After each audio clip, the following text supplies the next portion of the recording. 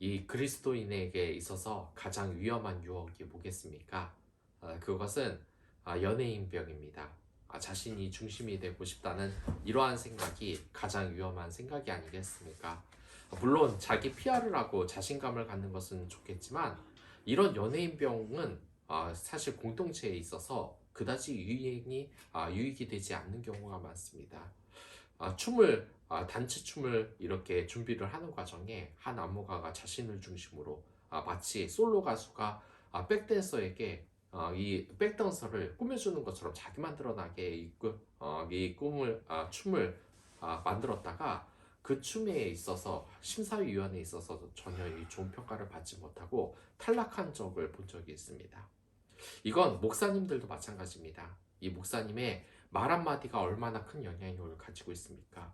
근데 이 목사님의 말 한마디로 교회에 큰 영향력을 미치고 또한 교회가 좌우될 정도로 크게 영향력을 가지다 보니 이 목사에게도 정말 그리스도 외에 자신이 영향력을 가지고 싶다는 이러한 생각이 많기도 합니다.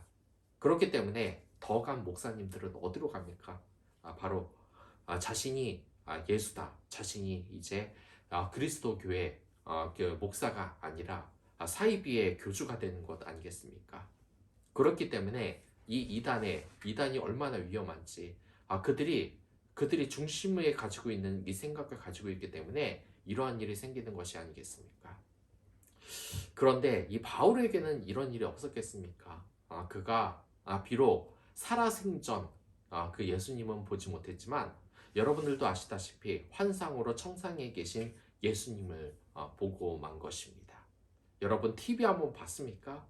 거기에 보면 이상한 이야기가 있는데 이 죽음에서 돌아온 사람들 그런 이야기가 많이 유행을 하고 있지 않습니까?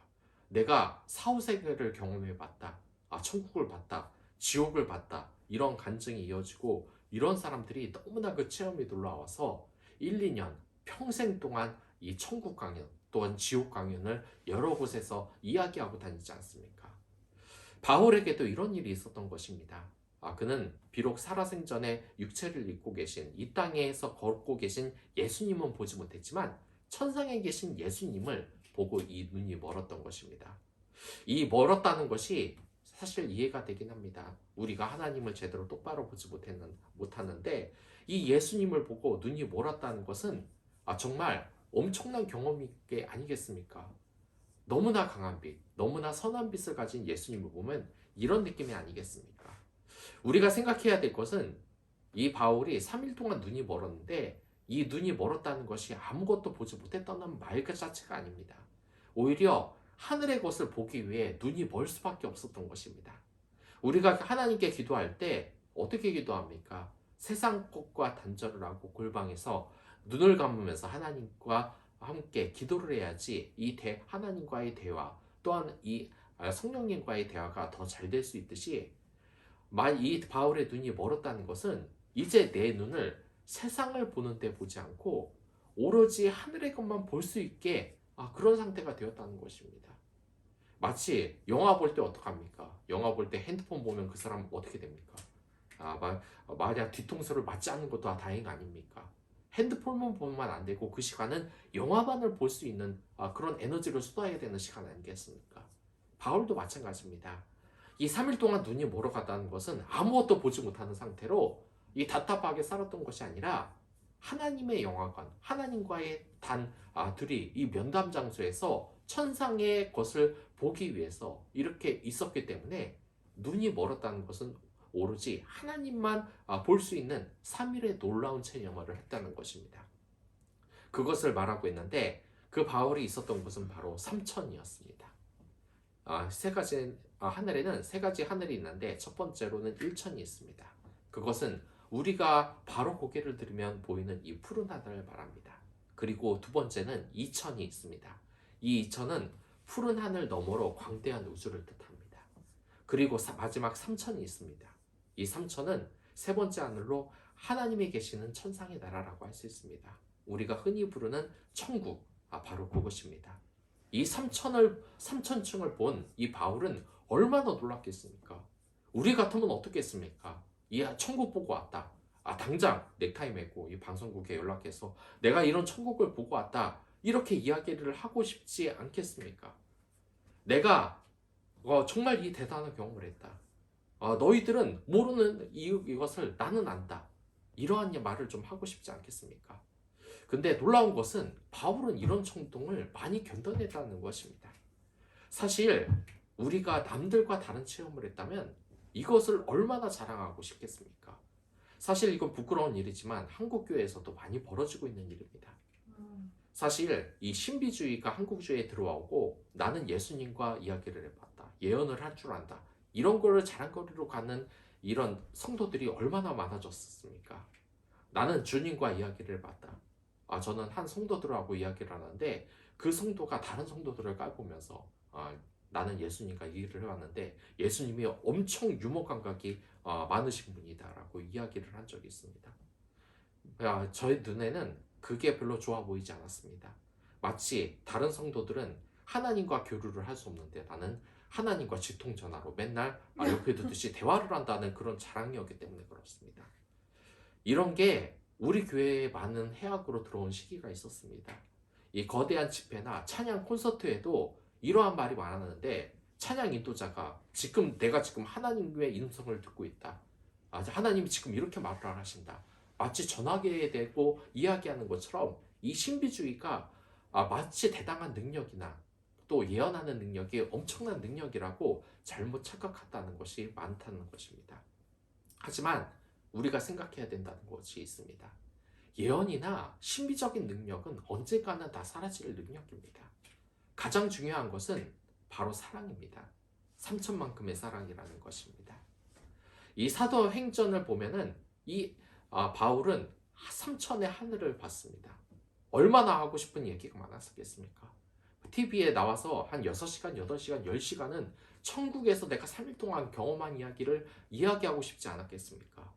근데 의외로 여러분들 이 고린도전 후서 12장을 보면 아시겠지만 이 바울은 하늘에 대해서 자랑하는 내용이 없습니다. 내가 이런 천국을 놀라운 것을 보고 왔다. 오히려 그거에 대해선 말을 아끼고 잘 말하지 않기 때문에 우린 이 셋째 하늘이 구체적으로 어떤 모습인가를 이 구절을 통해서도 잘 알 수가 없다는 것입니다. 그렇다면 우리가 왜 바울이 이런 얘기를 하지 않았는지 한번 생각을 해보자는 겁니다. 왜 이런 얘기를 안 했을까?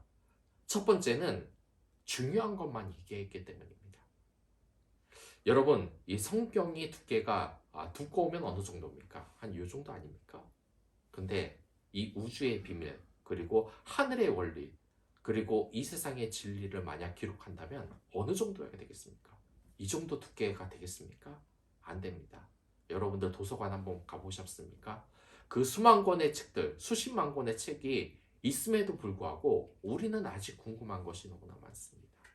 이 우주의 원리나 또는 우리가 모르는 이 진화는 있었는지, 우리가 1억 년 전에는 어떻게 있었는지, 실제로 우리의 역사가 7천년이 되는지, 몇십억 년, 몇백 년이 되는지 모르는 것이 너무나 많지 않습니까? 그리고 우리가 보는 이 공룡의 모습도 사실이 아니라고 합니다. 알고 보니까 이 공룡에 깃털이 달려 있었다는 것이 얼마 전에 발견이 됐는데 우리는 이 공룡의 모습도 모르고 맨날 파충류 같은 모습으로 이렇게 꾸며놓지 않았습니까? 이 공룡의 모습도 우리도 잘 모르는데 알고 싶은 게 얼마나 많겠습니까? 도서관 한 10만 개가 100만 개 아니 1000만 개가 있어도 이 세상에서 이 세상의 지식을 다 담을 수가 있겠습니까? 이 바울도 마찬가지였습니다. 우리가 볼 수 없는 말로 형용할 수 없는 우리가 말할 수 없는 말을 들었다는 이 천국에 다녀온 바울이 이것에 대해 썼으면 어떻겠습니까? 골방에 들어가서 한 몇십 권의 몇만 권의 책을 써도 경험을 다 정하지 못하지 않았겠습니까? 한데 이 바울은 이런 얘기를 전혀 안 했습니다. 왜냐? 그것이 중요한 이야기가 아니라는 것입니다. 그곳에서 그 놀라운 영광의 모든 것을 설명하는 것에 다시 에너지를 쏟지 않고 그저 필요한 말만 했다는 것입니다.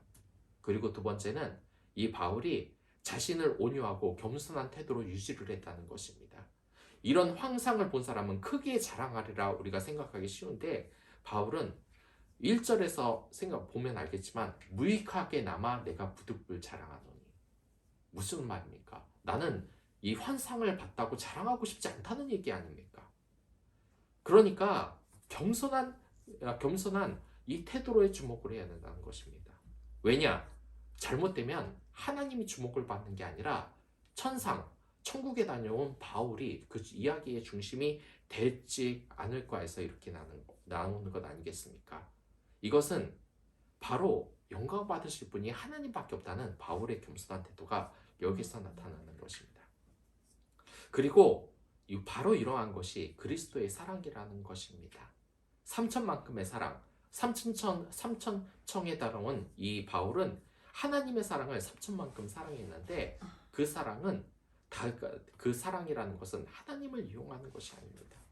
하나님을 이용해서 내가 권위를 대신 받고 어떠한 것을 이용하는 것이 아니라 그 사람이 날 사랑하는 만큼 나도 그 사람을 사랑하는 것이 3천만큼의 사랑이라는 것입니다. 한 히어로 영화에서 제가 가장 감명 깊게 본 이야기가 하나 있습니다. 거기에서 한 히어로가 목숨을 걸고 시민들의 목숨을 구하기 위해서 이 달려가는 열차를 멈추고 결국 그 열차를 멈췄을 때 지쳐서 이 시민들이 이 히어로를 들고 이동을 합니다. 근데 너무 이 에너지를 쏟다 보니 가면이 벗겨져서 정체가 드러났었는데 이 시민들이 이런 얘기를 했습니다. 아마 힘든 일이 있어서 또한 피치 못할 사정으로 얼굴을 가린 것 같은데 우리는 당신의 정체를 아무에게도 발설하지 않겠다라고 이야기를 하는 것이었습니다. 그래서 이 히어로는 너무나 감사하는 표정을 지으며 가면을 쓰고 나가는 이런 장면이 있었는데 이게 바울의 사랑 같지 않습니까? 이 바울이 하나님을 봤습니다만 하나님의 모든 정체, 말하고 싶은 것이 많지만 그러한 것을 내 욕심 때문에 드러내지 않고 오히려 하늘의 비밀을 이야기하지 않고 그 하늘의 영광인 하나님만을 위하여서 또한 자신의 유명세를 이용하지 않고 그리스도만 앞세웠다는 이 점 말입니다. 이러한 것이 바로 그리스도의 사랑이라는 것입니다. 자신을 드러내지 않고 그 사랑이라는 것으로 그 사람을 이용하지 않는다는 것입니다. 여러분, 이 TV 보면은 정말 이상한 거 있지 않습니까? 얼마 전에 이 김민재라는 이 사람이 바이에른 뮌헨으로 이적을 했습니다. 근데 이 분데스리가를 보면 아주 특이한 것이 있습니다. 가장 강한 원팀이 하나 있는데 그게 뮌헨이라는 것입니다. 그래서 어떻게 보면은 지금 18년인가 그 정도를 뮌헨이 계속 우승을 하고 있는데 우리가 생각하기엔 어떻습니까? 대부분 물어보면은 다들 그 뛰어난 성적을 얻는 팀을 응원을 합니다. 그래서 우리가 생각하기엔 분데스리가 보면은 뮌헨에만 늘 팬들이 가득하고 다른 팀에는 팬이 없을 것으로 생각하지 않습니까? 근데 그렇지가 않다는 겁니다. 뮌헨뿐만 아니라 다른 도시의 그 축구 성적이 뮌헨만큼 전력이 약한 팀에도 많은 사람들이 응원을 하고 늘 이 관중이 꽉 차 있다는 것입니다. 이게 참 이상합니다. 이 팬심이라는 게 정말 이상한 게 내 팬이 꼴찌를 해도 그 자리를 항상 지키고 있다는 것입니다. 여러분, 이거는 미국에서도 마찬가지입니다. 미국이 풋볼을 하는 것을 보면은 성적이 좋지 않은 매치의 팬도 또한 NNF 이런 곳에 세인트루이스 블루스 등 만년 하위 팀들이 있는데 이들 맨날 보면 꼴찌를 하는데 가보면은 늘 충성스러운 팬들은 팀에 향한 이 애정이 변치를 않습니다. 이들은 어떻게 해서 이렇게 충성스러운 팬들이 되겠습니까? 우리가 생각하기엔 맨날 챔피언 되는 뮌헨이나 이런 강팀만 응원할 것 같은데 그렇지가 않다는 것입니다. 그래서 이것에 대해서 연구한 논문이 발전됐는데 첫 번째는 인식을 합니다. 이런 팀이 있었구나. 우리 연구팀이 이런 것이구나 하고 인식을 하는데 이게 자주 보다 보면 흥미 단계로 갑니다. 그래서 이 주변 지인과의 관계도 이루어지고 우리 팀에 이런 선수들이 있구나 하는 이런 생각을 하게 된다는 것입니다. 그리고 이 다음 단계가 바로 애정 단계가 되는데 이 단계에 현실 도피의 단계까지 된다는 것입니다. 어떻게 되냐면 내가 직장에서 힘든 일이 있을 때 내가 이 팀을 생각하면 만년 하위 팀인 이 생각만 하면은 내가 마음이 편안해진다. 그렇기 때문에 이 야구장을 찾고 축구장을 찾는다는 것입니다. 그리고 마지막에는 충성 단계에 이르는데 이제는 그 팀에서 어떠한 경험이 어떤 성적이 나오는지 그 상관이 없습니다. 나는 이 팀을 위해 죽을 수 있고 그렇기 때문에 이 팀을 위해서 살 수 있다는 것입니다. 자연스럽게 이 김민재 때문에 독일 리그에 대한 관심이 많아졌는데 거기 우니온 베를린이라는 팀이 있습니다. 이 팀은 만년 하위 팀인데 돈이 없어서 늘 고생을 하시는 팀이었는데 경기장을 하나 가지고 있습니다. 근데 그 경기장이 어떻게 지어진지 아십니까? 팬들이 모두 모금을 하고 이 경기장을 다 지어서 우니온 베를린의 이 홈구장을 만들었던 것입니다. 여러분, 이 공사비가 정말 천정부지로 얼마나 비싼지 아십니까? 저희도 아파트 리모델링을 한다고 그러는데 한 사람들당 3억 5천을 내라고 합니다. 그리고 이 뉴스를 보니까 5억의 배당금, 아파트 재건축하는데 한 사람당 5억 원을 내야 되고 이것이 또한 고정적이지 않고 물가가 오름에 따라서 천정부지로 가격이 더 오를 수 있다고 합니다. 근데 경기장 짓는 게 어디 그게 쉬운 겁니까? 근데 이 사람들이 자신의 노동력을 제공해서 와서 모금을 하고 일을 해서 경기장을 완성했다는 것입니다.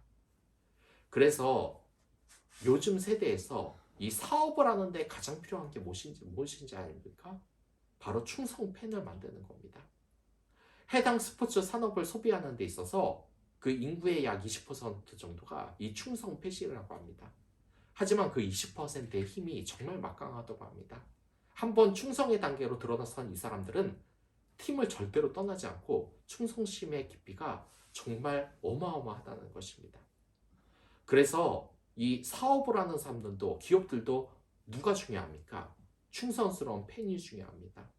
여러분 애플 한번 보셨습니까? 그리고 명품 시장에서 뭐 가방 하나 나온다 그러면 사람들 그 줄 서 있는 모습 한번 보셨습니까? 우리가 보기에는 그냥 싸구려 그런 허용된 가방 몇 천만 원 하는 쓸데없는 가방 왜 사느냐고 저렇게 줄 서냐고 욕을 할지 모르겠지만 그 사람들은 충성스러운 팬입니다. 그리고 기업은 이런 충성스러운 팬이 너무나 중요합니다. 한번 충성스러운 팬이 되면 이 사람들은 제품이 실패하더라도 절대로 쉽게 등을 돌리지 않습니다. 얼리 어답터일수록 그런 경향이 더욱 강한 모습을 띈다는 것입니다.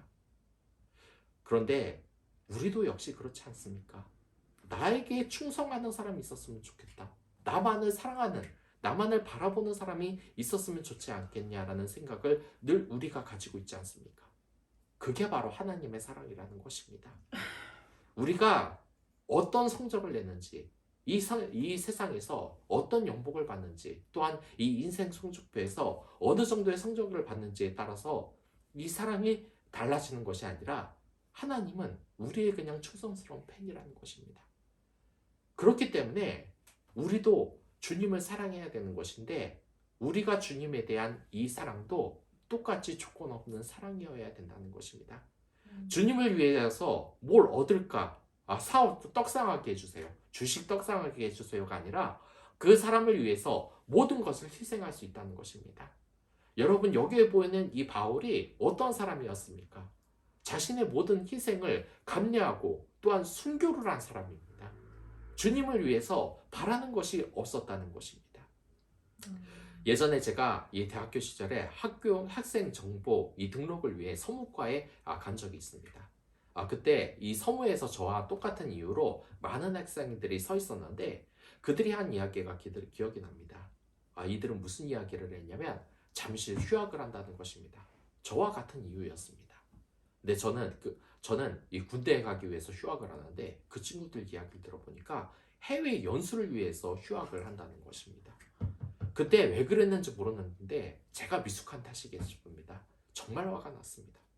나는 부모가 맨날 그 용돈 한 번 줘도 또한 이 세뱃돈을 하나 줘도 남들은 5,000원, 6,000원을 받는데 난 맨날 1,000원만 받았고 그리고 남들은 그 같은 대학을 다니는 이 학생들인데 해외 연수를 가고 있는데 나는 지금 영어 한마디도 못하고 미국에 가서 영어도 한번 해보고 싶고 해외 연수도 해보고 싶은데 부모님은 대체 뭘 하고 있냐 이런 생각 때문에 부모에 대한 원망으로 화가 났었던 적이 있었습니다. 제가 굉장히 어리석었던 것입니다. 부모의 사랑은 그러한 것이 아닙니다. 우리가 하나님을 사랑하는 것은 삼천만큼 사랑한다는 것입니다. 이 원리로 돌아가는 이 세상이 얼마나 질투가 많습니까? 내 배우자는 무조건 연봉이 5천만 원 이상은 돼야 된다. 그리고 내 배우자가 될 사람은 키가 커야 된다. 내 배우자가 될 사람은 무조건 잘생기고 또한 얼굴도 좋아야 되고 집안도 좋아야 된다라고 이야기를 하는 그 속에서 얼마나 많은 이혼이 이루어지고 감동적인 사랑의 이야기가 단 하나라도 있습니까? 그런 것이 없다는 것입니다. 우리는 회복해야 된다는 이 사랑이 있는데 바로 삼천만큼의 사랑이 우리에게 필요하다는 것입니다. 단순히 성적이 안 나왔다고 돌아서는 팬들만 있다면 이 스포츠 산업이 있을 수가 있겠습니까? 1위 팀도 있지만 꼴찌 팀도 있는 겁니다. 연봉이 1위인 남편도 있겠지만 꼴찌인 남편도 있고 아주 너무나 예뻐서 TV에 나오는 연예인도 있겠지만 그 외모로서는 아마도 그렇게 자랑할 수 없는 내 아내도 있기 마련입니다. 그런데 1등인 사람, 예쁜 사람, 또한 능력이 있는 사람, 집안이 좋은 사람만 사랑을 한다면 우리 세상이 어떻게 됐겠습니까? 요즘 결혼 세태듯이 아무도 정말 슬픈 이 세상이 되지 않겠습니까? 그리고 여러분들 가장 슬픈 사랑이 뭔지 아십니까? 바로 짝사랑이라는 것입니다. 하나님이 우리만 사랑한다는 것, 그것만큼 슬픈 게 어디 있겠습니까? 우리도 조건 없는 사랑을 하나님께 주는 것, 바울이 그 사랑, 삼천만큼의 사랑을 바로 증명해야 된다는 것입니다. 그렇기 때문에 여러분 다시 사랑하십시오. 삼천만큼의 사랑을 실천하시기 바라겠습니다. 우리가 진정한 사랑을 하지 못하는 것, 그리고 이 세상에 이혼이 많아지는 것, 또한 이 세상의 세대 갈등, 또한 계층 간의 갈등이 일어나는 것은 삼천만큼의 사랑이 없기 때문입니다. 이렇게 서로 사랑하는 것, 조건 없는 사랑을 배워야 할 때입니다. 우선 저부터 그래야 되겠습니다. 그렇기 때문에 어떻게 이런 사랑의 마음을 가질까? 그것은 예배를 드리십시오. 정말 죽기를 각오하고 예배를 드리십시오.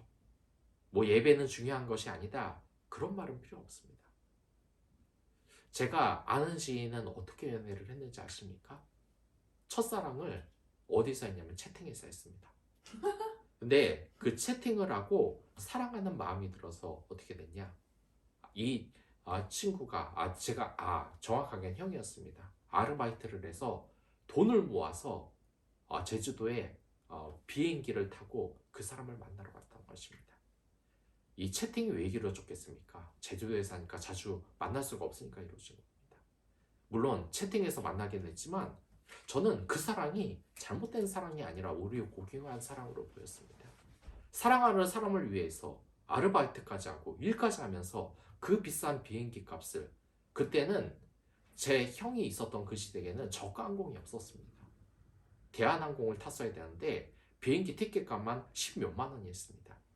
한 2, 30년 전이니까 그때의 10만 원이 지금 10만 원과 같습니까? 엄청난 돈이었다는 것입니다.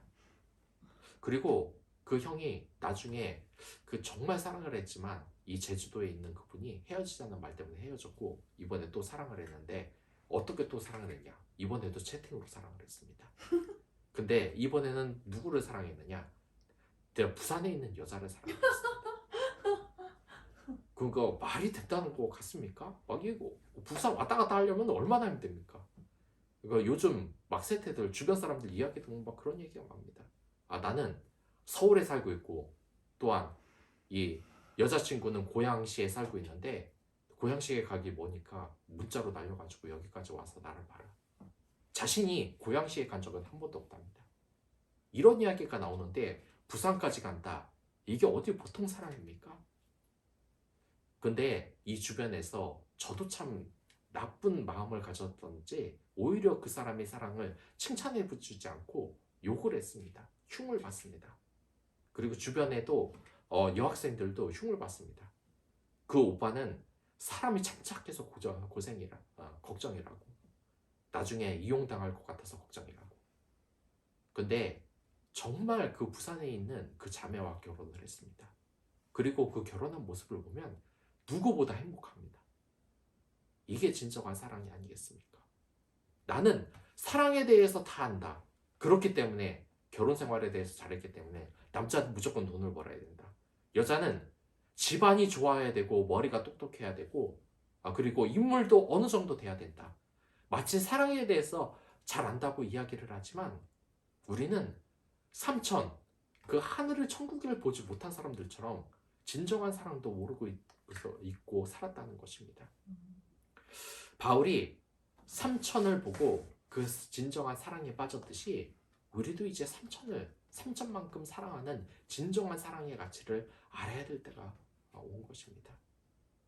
내 사랑하는 사람이 날 보기 위해서 서울에서 부산까지 내려온다. 날 보기 위해서 서울에서 제주도까지 내려온다. 이게 진짜 진정한 사랑 아니겠습니까? 여러분, 그 진정한 사랑을 한번 해보십시오. 뭐 내가 사귀는 이 남자가 나를 위해 모든 걸 다 해줘야 된다. 이러한 것이 아니라 내가 사랑하는 여자가 여자로서 날 잘 뒷바라지를 해야 된다. 이런 것이 아니라 내 자신이 그 사람을 위해서 살아가야 된다는 것이 아니겠습니까? 요즘 유행하는 말이 있습니다. 바로 낭만입니다. 낭만으로 살았던 것. 그 낭만으로 사는 것이 바로 바울이고 그리고 우리가 갖춰야 할 사랑의 동력입니다. 그 사랑을 여러분 실천하기 위해서 성경을 읽으십시오. 삼천만큼 사랑하는 이 마음은 바로 성령님이 주시는 건데 바로 성경을 통하여서 기도를 통하여서 예배를 통하여서 들어오는 것입니다. 그렇기 때문에 예배에 빠지는 것을 쉽게 생각하지 마십시오. 성경을 읽지 않는 것을 쉽게 생각하지 마십시오. 기도하지 않는 것을 쉽게 생각하지 마십시오. 날마다 하나님과 대화하십시오. 그러면 삼천만큼의 사랑을 여러분도 갖게 됩니다. 맨날 화만 냈던 여러분들의 그 인성과 그 성격이 변화가 됩니다. 그렇게 변화될 자신의 모습을 한번 보고 싶지 않습니까? 사울로만 살았던 이 바울이 진정한 바울의 모습, 하나님을 사랑하는 그 모습 그대로 여러분 살고 싶지 않으십니까? 삼천만큼 감동적인 사랑을 하고 싶지 않으십니까? 그 사랑을 위하여서 여러분 다 같이 기도하도록 하겠습니다.